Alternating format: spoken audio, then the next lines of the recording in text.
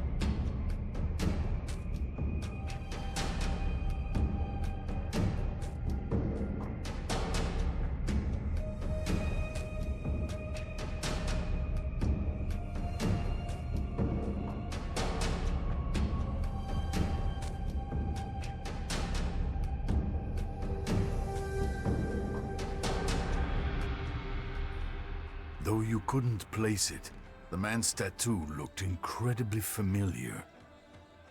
Either you had seen it before, or it was the most powerful case of déjà vu that had ever struck you. The more you thought about it, the more your head screamed in protest. An image exploded into your mind. You recalled a man with obsidian hair giving you a uniform. A symbol embroidered on the shoulder mirrored the design of the sword hanging from his belt. Both the sword and embroidery perfectly matched the tattoo you just found on the dead man. You remembered feeling proud to wear that uniform, proud to truly be a part of something. Your headache flashed again, and the memory faded. You realized you'd never worn a uniform like that. What was going on?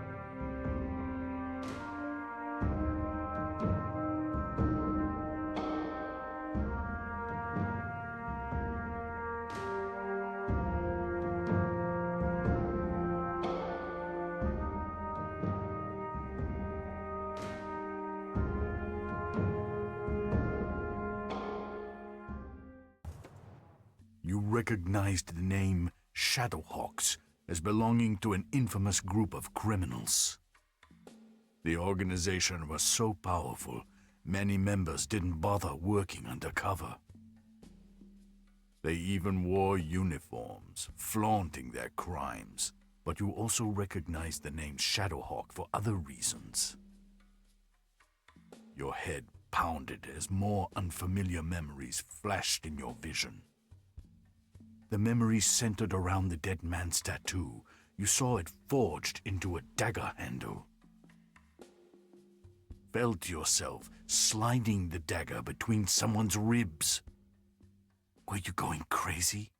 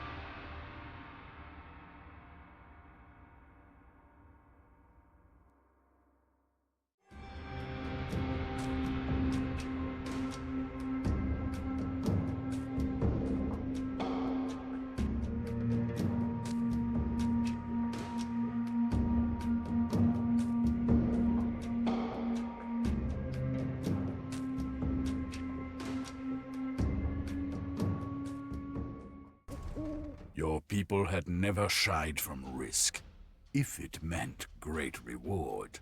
Centuries ago, an expedition tried to find the birthplace of the world, the source of all magic.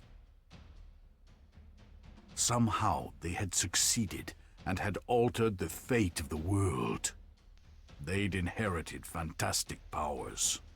Powers that destroyed the continent of Auroria, but also saved the people living there, transporting them to new, safer lands.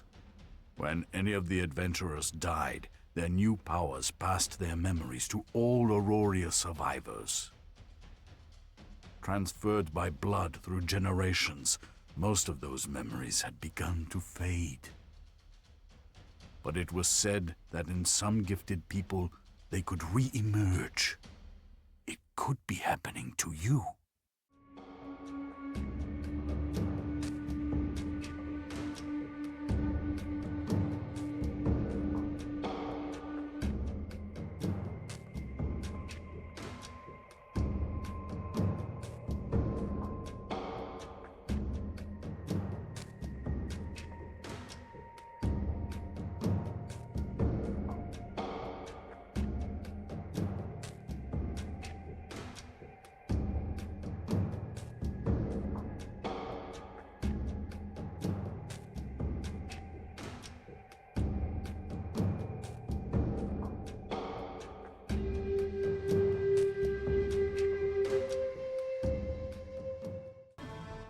some of the names of the 12 adventurers, the library expedition, were well known.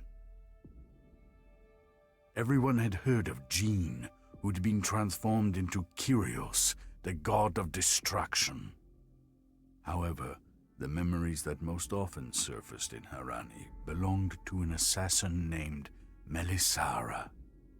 You hearkened back to the first memory you'd experienced. Through Melisara's eyes, you saw the dark-haired man hand her the uniform.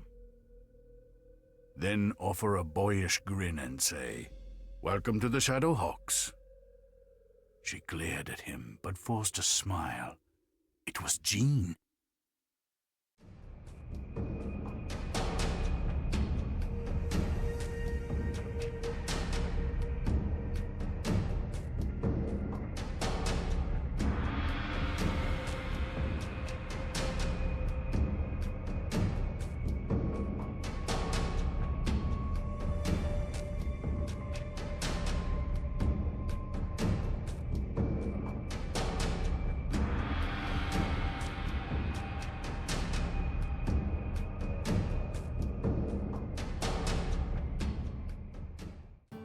Apparently, the heritage of the Shadowhawks went back further than most Harani realized. You studied a map marked with Haman's meeting place and saw a ghostly image of another map. Another memory. As your head ached, you looked out through Melisara's eyes. You saw an elegant queen with cold eyes point at the map. "He's here. In Delphinad," the queen snarled. "If I can't take my pound of flesh from the mother, I'll take it from the son," Melisara said. "Make your peace, Jean Evernight. The hereafter is waiting."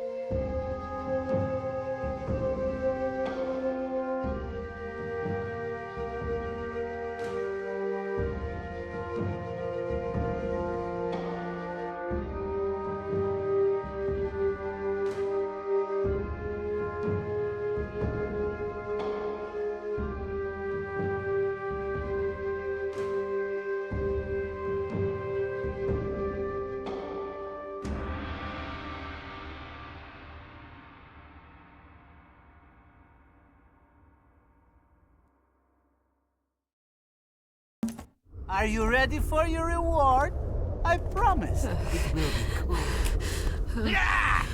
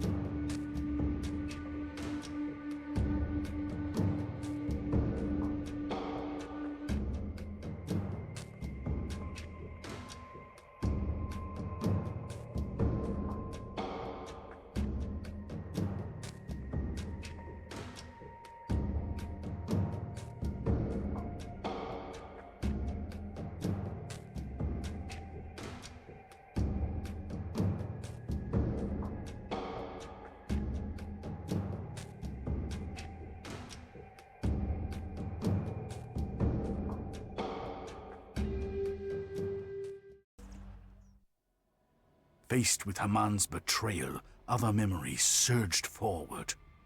You knew Melisara was an elite assassin, but you'd never heard she wanted to kill Jean. Why hadn't she gone through with it? Had she killed him at the beginning, the world might have been spared the god of destruction later. You scoured Melisara's feelings. She'd wanted Jean to suffer, to know the searing burn of betrayal. She'd wanted him to trust her, to play the fool, just as you'd played Haman's fool. He'd given you a free trip off a cliff. Melisara's fury scorched your heart.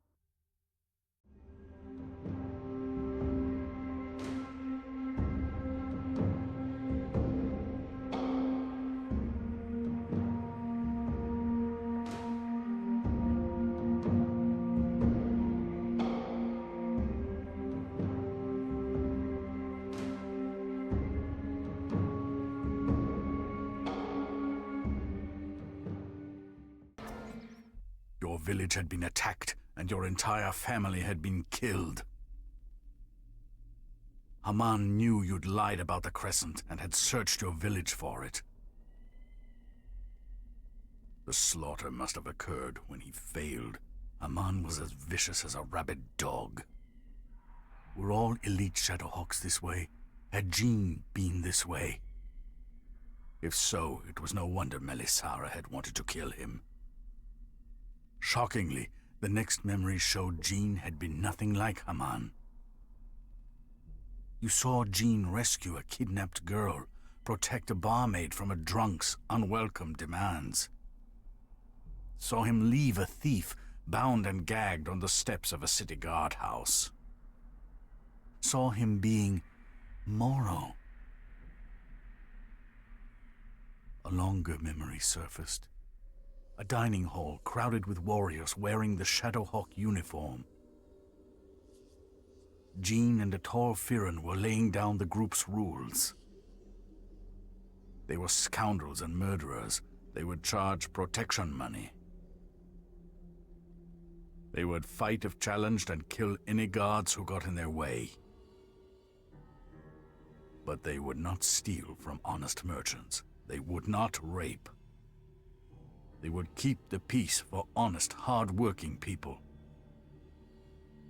and hunt down anyone who did not live up to this standard, citizen, guard, or noble. Your vision shifted, showing Melisara crying in her quarters. She couldn't imagine killing Jean now, not once she'd seen the just man he was. His mother had killed her family and her beloved father. Jean had had nothing to do with it.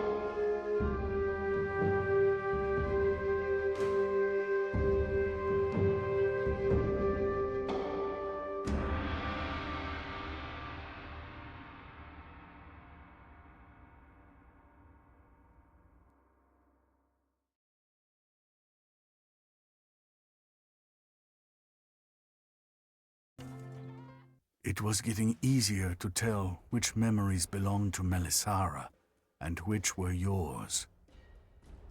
You had never studied magic with the man who'd become the dread god in the royal library. You'd never laughed at his failed attempts to memorize the names of ancient combat styles. You'd never seen him as just Jean, teasing his lover, Kiprosa, in the Shadowhawk Lodge. Melisara knew she'd have to keep her vow to kill him, but vengeance no longer consumed her heart. However, for you, the path toward the Tiger Spine Mountains was also the path toward your revenge.